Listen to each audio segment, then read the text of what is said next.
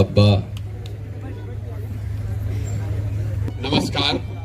सबसे पहले तो आप सब हम लोगों के निमंत्रण पर अपने दिनचर्या से कुछ समय निकाल कर आप यहाँ आए हैं, उसके लिए बहुत बहुत आपका आभार, आपका शुक्रिया अदा कर रहे हैं। हम यहाँ भाषण देने के लिए नहीं खड़े हुए।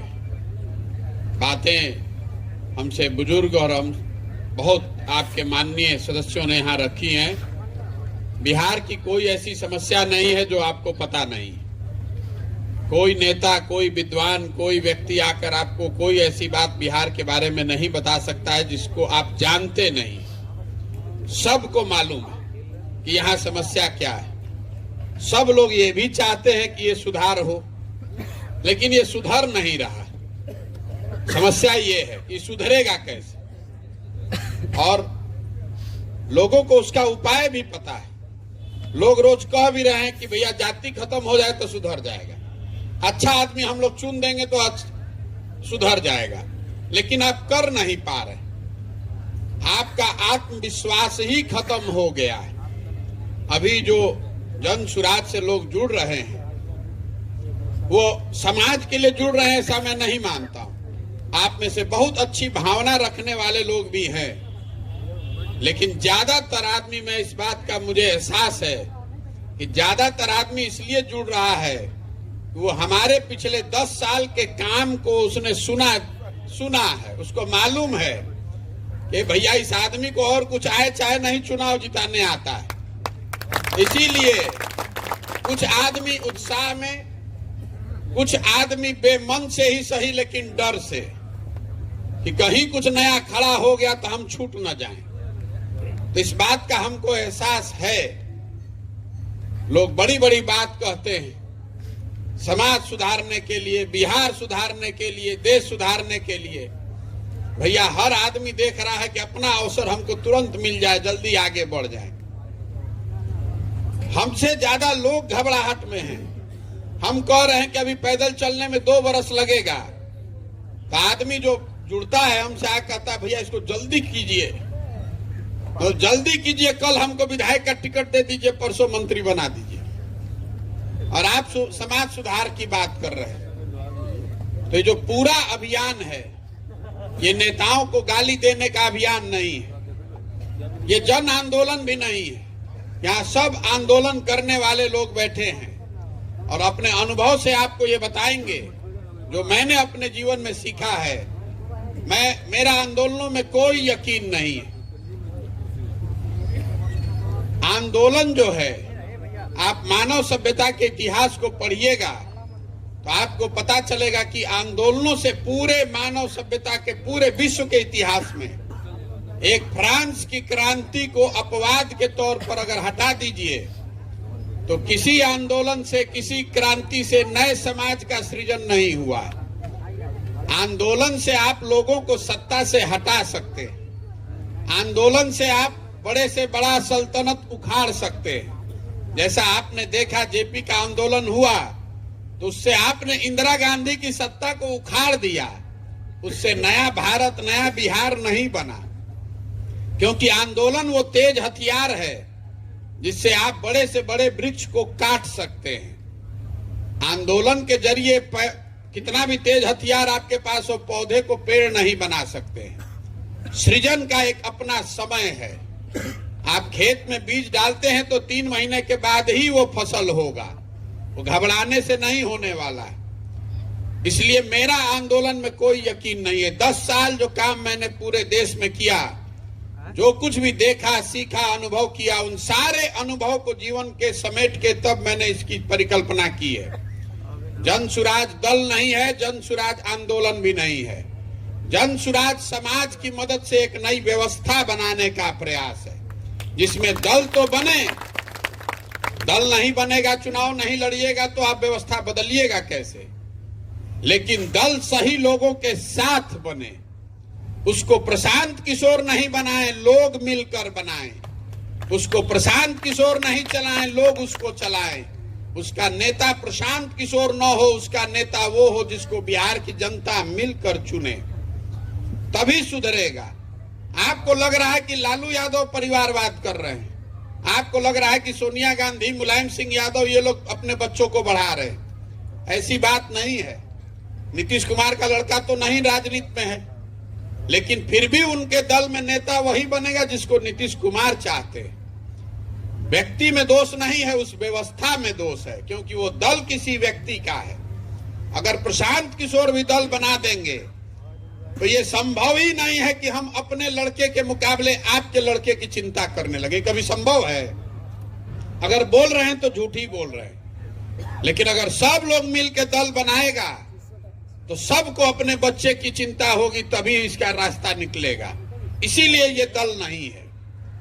हम उन लोगों को ढूंढ रहे हैं जो लोग मिलकर दल बनाएं, और किसी नेता के खिलाफ गाली गलौज नहीं करना है। राजनीति में क्या होता है, जो सत्ता में है वो कह रहा है कि हम बहुत अच्छा कर रहे हैं, जो विपक्ष में है वो कह रहा है कि जो सत्ता में है ये सब बर्बाद कर रहे हैं। हम दूसरी बात कह रहे हैं, जन सुराज में हम लोग कह रहे हैं कि जिसने जो किया या करने का दावा कर रहा है उसको सबको सही मान लीजिए। काहे उलझते हैं लोग? घंटों घंटा उलझ रहा है कि मोदी जी ने क्या किया, कि लालू जी ने क्या किया। हम कह रहे भैया आप मान लीजिए, सब ने जो किया या करने का दावा कर रहा है सबको सत्य मान लीजिए। ये हम लोग मान लें कि कांग्रेस 40 वर्ष में बिहार में बहुत काम किया। ये मान लीजिए कि लालू जी के राज में सामाजिक तौर पर गरीब और पिछड़े लोगों को आवाज मिल गई, यही तो दावा कर रहे हैं। मान लीजिए कि नीतीश कुमार के सुशासन से बिहार का कुछ फायदा हो गया। लेकिन अगर सारी बातों को सही मान भी लीजिएगा तो भी आपकी हमारी जो दशा है वो तो आंख के सामने ही है। इन सारी बातों को सही मानने के बाद बिहार आज देश का सबसे गरीब, सबसे पिछड़ा, सबसे ज्यादा अशिक्षित, सबसे ज्यादा भुखमरी और बेरोजगारी वाला राज्य है। इसको तो कोई काटिए नहीं सकता है। तो काहे उलझ रहे इसमें कि कौन नेता अच्छा किया कि नहीं किया? हम कह रहे हैं कि जिसने जो किया, जो करने का दावा कर रहा है, उसके लिए उसका धन्यवाद है, उसको प्रणाम कर रहे हैं। लेकिन इतनी बात तो समाज को समझ में आनी चाहिए कि जिस रास्ते पर चलकर 50 वर्ष में आप अपना जीवन नहीं सुधार सके, बिहार को अच्छा नहीं बना सके, उसी रास्ते पर अगर अगले 50 वर्ष भी चलते रहिएगा तो ये सुधरने वाला नहीं है। अगर सुधरना होता तो अब तक सुधर जाता है।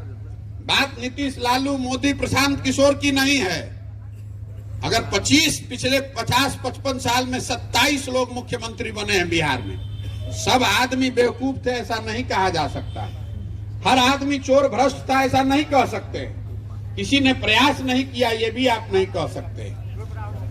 परेशानी कहीं और है। आपको ये समझ में नहीं आ रहा है कि आप इस बदहाली में हैं क्यों। देखिए, दुनिया भर के विद्वानों ने बताया है, अगर आपको गरीबी से निकलना है, समाज की उन्नति करनी है, उन्नति के 3 ही रास्ते हैं। पहला रास्ता है पढ़ाई, दूसरा रास्ता है खेती, और तीसरा रास्ता है पूंजी, व्यापार, उद्योग। बिहार को अगर आप गहराई से देखिएगा, समझने का प्रयास कीजिएगा, तो समाज के बड़े भाग के पास ये तीनों के तीनों रास्ते बंद हैं। यहाँ पर 70 से 80% जो लोग हैं उनके बच्चों के पढ़ने की व्यवस्था ही नहीं है। जो गरीब है उसका लड़का तो सरकारी स्कूल में जा रहा है, सरकारी स्कूल में पढ़ाई नहीं हो रही, बात तो सबको समझ में आ रहा है। लेकिन जिनके बच्चे प्राइवेट स्कूल में भी जा रहे हैं वो भी कोई बहुत अच्छा पढ़ाई नहीं कर रहे हैं। अगर स्कूल में आप पढ़ा के निकल भी गए तो कॉलेज तो फिर आपको सरकारी में ही जाना है। अगर सरकारी नहीं जाना तो बिहार के बाहर भेजिएगा। तो 13 करोड़ की आबादी में कितना लोग अपने बच्चे को बिहार से बाहर भेज सकते हैं कॉलेज में? कुल 5% लोग ही बिहार के बच्चे कॉलेज तक पहुंच पाते हैं, गरीब अमीर सबको मिला के। और उस 5 में एक हिस्सा छोटा है जो बिहार के बाहर जाकर कॉलेज की शिक्षा ग्रहण करता है। तो ज्यादातर जो समाज में यहाँ लोग हैं, आपके बच्चों के पढ़ने की सुविधा ही नहीं है। तो जब अगर आपका लड़का पढ़ेगा ही नहीं तो मजदूर नहीं बनेगा तो कलेक्टर बनेगा। तो शिक्षा की व्यवस्था, शिक्षा के जरिए समाज के उन्नति का दरवाजा बंद है। दूसरा रास्ता है कि अगर आप नहीं भी पढ़े हैं, अगर आपके पास जमीन हो, उन्नत खेती हो, तो खेती के जरिए भी आप जीवन सुधार सकते हैं। तो बिहार में 75 साल में गरीबों के नाम पर, समाजवाद के नाम पर सामाजिक न्याय की राजनीति हुई है। लेकिन 75 साल में भूमि सुधार को लेकर कोई प्रयास नहीं किया गया। नतीजा ये हुआ है कि बिहार में 60% लोग, ये आंकड़ा याद रखिएगा, 100 आदमी जो बिहार में रहता है उसमें 60 आदमी ऐसा है जिसके पास 1 इंच जमीन नहीं है। 60% आदमी बिहार में भूमिहीन है। देश के स्तर पर 38% आदमी भूमिहीन है, बिहार में 60% आदमी भूमिहीन है।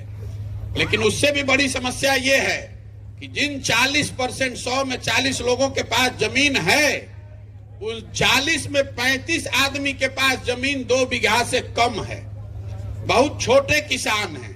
और यहाँ पर जो खेती होती है वो कमाने वाली खेती नहीं है, वो खाने वाली खेती है। ज्यादातर लोग 100 जो 40 आदमी है जिसके पास जमीन है, उसमें 35 आदमी जो खेती कर रहा है वो उतना ही उपजा पाता अपने खेत में कि उसका और उसके बाल बच्चों का पेट भर जाए। वो खेती उसके लिए आमदनी का जरिया नहीं है। आपने गांव देहात में यहाँ देखा होगा, आदमी गेहूं की खेती करता है तो उसमें सरसों तीसी छींट दिया कि भैया हमको तेल ना खरीदना पड़े। वो सरसों बेच के पैसा नहीं कमाने वाला है। तो सरकारी आंकड़े बताते हैं कि बिहार में 100 लोगों में सिर्फ 4 से 5 लोग ही ऐसे हैं जिनके लिए खेती आमदनी का जरिया है। बाकी लोग खेती या तो अपने बाल बच्चों का पेट भरने के लिए कर रहे हैं या फिर खेत में वो मजदूर है। तो ये दोनों चीज, शिक्षा बंद, कृषि बंद। तो तीसरा रास्ता बचा पूंजी। अगर आपके पास शिक्षा भी नहीं है, खेती भी नहीं है, पैसा होता, पूंजी होता, तो कोई आप रोजी रोजगार, दुकान दौरी, किराना का दुकान खोल के कुछ करके आगे बढ़ सकते थे। तो लोगों के पास यहाँ पूंजी क्यों नहीं है? आपको लगता है, लोग आपको बताते हैं कि जब उद्योग नहीं थे। मेरे भाई, यहाँ पर प्रति व्यक्ति आय है बिहार में 35,000 रुपया। देश में प्रति व्यक्ति आय है 1,45,000। देश में 1,45,000 प्रति व्यक्ति आय है, बिहार में प्रति व्यक्ति आय है 35,000 रुपया। तो 35,000 रुपया में आप खाइएगा क्या, बचाइएगा क्या और पूंजी कहां से लाइएगा? दूसरी जो सबसे बड़ी दिक्कत है बिहार में, जो आपके पास पूंजी नहीं है, लोगों के पास व्यापार करने के लिए, घर खरीदने के लिए, बनाने के लिए, गाड़ी खरीदने के लिए पैसे क्यों नहीं है? पैसा, पूंजी आता है बैंक से। आप रोज चर्चा सुनते हैं बिहार में मजदूरों का पलायन हो रहा है। आप ये सुनते हैं कि भैया पढ़े लिखे लोग बाहर जाकर कोटा में कोचिंग कर रहे हैं। आप एक नई बात समझिए, बिहार के गरीबी के पीछे सबसे बड़ा कारण है पूंजी का पलायन। रिजर्व बैंक का डेटा बताता है कि बिहार की जनता, जो पैसा आप बैंक में रखते हैं, बैंकों की यह जिम्मेवारी है कि उस पैसे को आपको कर्ज के तौर पर वापस समाज में पूंजी के लिए दे। आप गाड़ी खरीदने जाते हैं तो 20,000 रुपया देते हैं, 80,000 रुपया लोन लेते हैं। बिहार में पिछले वित्तीय वर्ष में, आपको उदाहरण के तौर पर बता रहे हैं, बिहार की गरीब जनता ने 4,21,000 करोड़ रुपया बैंकों में जमा किया। बिहार में लोगों ने जमा किया 4,21,000 करोड़ रुपया। सरकारी नियम के हिसाब से बैंकों को बिहार के लोगों को लोन देना चाहिए था 2,80,000 करोड़ रुपया। 70% देश के स्तर पर बैंकों के पास ये जिम्मेवारी है, 70% आपको लोन देना ही है। बिहार में मिला कितना? 1,61,000 करोड़ रुपया, 40% सीडी रेशियो। ये रिजर्व बैंक का डेटा है। तो बाकी पैसा कहां गया? बाकी पैसा दूसरे राज्यों में चला गया, जहां पर उद्योग लग रहा है, जहां पर घर बन रहा है। तो आप नोएडा में जाइएगा घर खरीदने, 1 करोड़ का घर है, 10 लाख रुपया दीजिएगा, 90 लाख रुपया आपको होम फाइनेंस मिल जाएगा। लेकिन अगर आपको वैशाली में घर बनाना है 1 करोड़ रुपया का, 50 लाख का, तो बैंक आपको लोन नहीं देगा जल्दी। तो यहाँ पूंजी है नहीं। और इसका असर अगर आपको समझना है तो 1990 में जब लालू जी मुख्यमंत्री बने, उस समय से लेकर पिछले वित्तीय वर्ष तक बिहार से बैंकों ने 26 लाख करोड़ रुपया, आप सुन लीजिए, आपको ये बिहार में कोई नहीं बताएगा, बिहार की जनता का पैसा, ये बाहर के उद्योगपतियों का पैसा नहीं है, जो आपने हमने बैंकों में अपने बचत का पैसा जमा किया, वो 26 लाख करोड़ रुपया पिछले 32 बरस में बैंकों ने यहां से ट्रांसफर कर दिया दूसरे राज्य में। तो आपके पास शिक्षा है नहीं, खेती है नहीं, पूंजी है नहीं, तो आप आगे बढ़िएगा कैसे? जरा आप अंदाजा लगाइए कि अगर 26 लाख करोड़ रुपया बैंकों ने यहाँ कर्ज दिया होता तो कितना ज्यादा घर बनता, कितनी ज्यादा गाड़ी खरीदी गई होती, कितने लोगों को रोजगार मिला होता, कितने लोगों ने दुकान दौरी किया होता, कितने लोगों ने चाय का दुकान खोला होता, कितने लोगों ने सैलून खोला होता, लड़के स्वरोजगार करते। तो बिहार की व्यवस्था तब तक नहीं सुधर सकती है जब तक यहाँ पर लोगों को, हर बच्चे को अच्छी पढ़ने की सुविधा न हो, खेती को कमाई वाला खेती न बनाया जाए, और तीसरा लोगों के हाथ में पूंजी नहीं दिया जाए। जब तक ये 3 काम नहीं होगा कोई बिहार को सुधार नहीं सकता है। चाहे वोट जिसको देना है दे दीजिए, आप गरीबी से नहीं निकल सकते। तो अगर आप पूछिएगा भैया प्रशांत किशोर आपको समझ में आ रहा है तो ये नेता लोग जो बैठा है वो क्यों नहीं कर रहा है, उसका जवाब अभी 2 मिनट में आपको देते हैं, तो आपको समझ में आएगा कि आपकी हमारी दुर्दशा क्यों है। ये देखिए, इतनी बात आप ध्यान से सुन रहे हैं, अब एक सवाल का सबको जवाब देना है।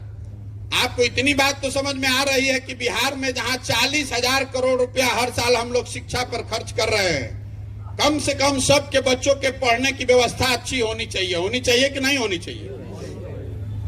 मुंह नहीं लाना, आप कथा सुनने थोड़े ना आए हैं, सोच कर बताइए। फिर से पूछ रहे हैं सवाल, हाँ चाहे ना बोलना है। आपकी समझ से बिहार में और कुछ हो चाहे नहीं, बच्चों के पढ़ने की व्यवस्था अच्छी होनी चाहिए कि नहीं होनी चाहिए? यहाँ पर तो कोई बुर्बक आदमी नहीं बैठा है, यहाँ पर तो आप लोग सब यही कहिए कि कोई जाति नहीं करने वाला है, कोई बेवकूफ नहीं है, कोई दारू पी के वोट नहीं देने वाला है, कोई 500 रुपए में वोट बेचने वाला नहीं है। आपने अभी कहा कि शिक्षा की व्यवस्था होनी चाहिए, तो अब सब लोग अपने अपने बच्चों के नाम पर जरा ईमानदारी से बताइए, अपने जीवन में आपने, दूसरे के बात छोड़ दीजिए, आपने अपने जीवन में बच्चों के पढ़ाई के लिए कब वोट दिया था बताइए? कोई दिया है भाई? कोई दिया है? काहे लिए माथा फिर पीट रहे हैं? जो ताला खोलना है खोलने के लिए चाबियां नहीं लगा रहे हैं तो होगा कैसे? जिसको माइक दे दीजिए, 1 घंटा तक आपको गाना गा के सुनाएगा, भैया नेता ये कर दिया, शिक्षा खराब है, रोड खराब है, खाद नहीं खे मिलत, पानी नहीं खे, ये दिक्कत है। अरे भाई तो सबको मालूम है। आप ये जान रहे हैं कि आपके बच्चों के पढ़ने की अच्छी व्यवस्था होगी तो आपका जीवन सुधर सकता है, लेकिन आप पढ़ाई के लिए वोट नहीं दे रहे तो सुधरेगा कैसे रे भाई? आपको लग रहा है कि आपको नेता ठग रहा है। हम सुबह शाम तक बैठते हैं, लोग नेता को गरिया रहा है, भैया नेता अच्छा नहीं कौन, सांसद मुंह नहीं कौन दिखावत, भैया वो जात कर तड़न। हम आपको बता रहे हैं, लोकतंत्र को समझिए। आपने जिस चीज पर वोट दिया है वो चीज आपको मिल रहा है, या भ्रम में मत रहिए कि आप वोट ठीक दे रहे हैं, नेता गलत कर रहा है, हो ही नहीं सकता है। हमने पूरे बिहार में वोट दिया है जात के नाम पर, तो जाति की चर्चा और जाति की गणना घरे घरे हो रहा है कि नहीं हो रहा है बताइए? हमने वोट दिया है 5 किलो अनाज पर, तो बिहार में कितना भ्रष्टाचार है, तो सबको 4 किलो अनाज मिल रहा है कि नहीं? 1 किलो चोरी करके 4 किलो मिल रहा है अनाज चोरी करके। किसको नहीं मिल रहा है? अरे बहुत को नहीं मिला, 80% को मिल रहा है ना। मिल रहा है, कैसे नहीं मिल रहा है? अरे मेरे भाई, हर प्रखंड में 15 से 25 हजार क्विंटल अनाज बट रहा है, घरे घर बट रहा है। 1 किलो चोरी करके 4 किलो मिल रहा है। आपको कहां से जानकारी है नहीं मिल रहा? आपको नहीं मालूम है? यहाँ इतने लोग बैठे, किसी से पूछ लीजिए। 5 किलो अनाज पर आपने वोट दिया है तो 4 किलो मिल रहा है, 1 किलो चोरी करके मिल रहा है। हमने वोट दिया है मोदी जी का चेहरा देख के, मोदी जी का 56 इंच का सीना देख के। तो भैया मोदी जी का सुबह सुबह आप टीवी खोलते हैं तो मोदी जी का फूला हुआ सीना और चमकता हुआ चेहरा देखने को रोज सुबह शाम मिल रहा है। हमने वोट दिया है राम मंदिर बनाने के लिए, तो बिहार में रोड सड़क फैक्ट्री बने चाहे नहीं, अयोध्या में राम मंदिर बनिए रहा है। आपने वोट दिया है कि घर घर बिजली आ गई है, तो घर घर बिजली आ ही गई है, बिल चाहे 6,000 आए चाहे 8,000 आए। हमने वोट दिया है गुजरात में विकास की कहानी सुन के, तो गुजरात में विकास हो ही रहा है, फैक्ट्री चल ही रहा है, और बिहार के लड़के जाकर गुजरात में मजदूरी करिए रहे हैं। आप लोग सब विद्वान है, जरा बताइए ना कि कौन मुद्दा पर आप वोट दिए हैं कि जो नहीं हो रहा है? जिस पर आप जो बोइएगा वही ना काटिएगा। सब यहाँ बकैती करने का बिहार में आदत है। 2 दिन पुराना अखबार लेके 2 घंटा पढ़ेगा, सुबह शाम तक खाली राजनीति बतियाएगा। यहाँ बिहार में लोगों को और कुछ आए चाहे नहीं, राजनीति खूब आता है। सुबह से शाम तक हम पैदल चल रहे हैं तो लोग यहाँ बिहार का राजनीति छोड़िए, देश का राजनीति छोड़िए, कंबोडिया, वियतनाम, फिलिस्तीन, इजराइल का भी राजनीति बतियाता है। इतना यहाँ ज्ञान है लोगों को राजनीति का। खाली उसको इतना नहीं ज्ञान है कि हमारा लड़का पढ़ लिख के यहाँ बेरोजगार बैठा है, उसको रोजगार कैसे मिलेगा। कैसे मिलेगा भाई? आपका लड़का पढ़ लिख के बेरोजगार बैठा है, आपको यहाँ से पुलवामा, पाकिस्तान, चाइना दिख रहा है, आपका लड़का का बेरोजगारी नहीं दिख रहा, तो कैसे सुधरेगा? प्रशांत किशोर भैया आए हैं, सुधार देंगे। अरे एगो प्रशांत किशोर आए कि 10 प्रशांत किशोर, ये नहीं सुधरने वाला, ये नहीं सुधरने वाला है। हमारी ताकत नहीं है। जब तक बिहार की जनता आप नहीं सुधरिएगा तब तक कोई नहीं बिहार को सुधार सकता है।